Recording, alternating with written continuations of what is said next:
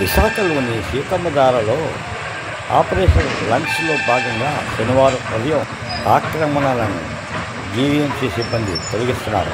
Crane సహాయంతో ఫుట్పాత్కు బయట ఉన్న దుకాణాలను తొలగిస్తున్నారు.